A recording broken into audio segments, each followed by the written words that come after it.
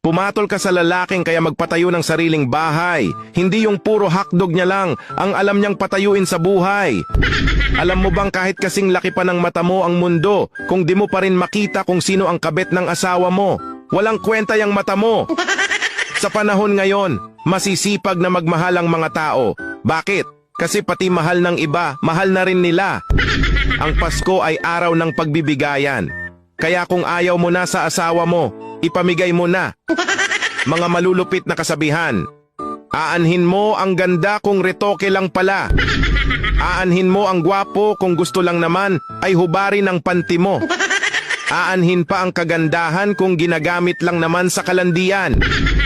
Aanhin mo ang pag-ibig na wagas kung wala kayong pambili ng bigas. Aanhin mo ang asawa kung iba naman ang nagpapaligaya. Huwag nyo sana seryosuhin mga post ko.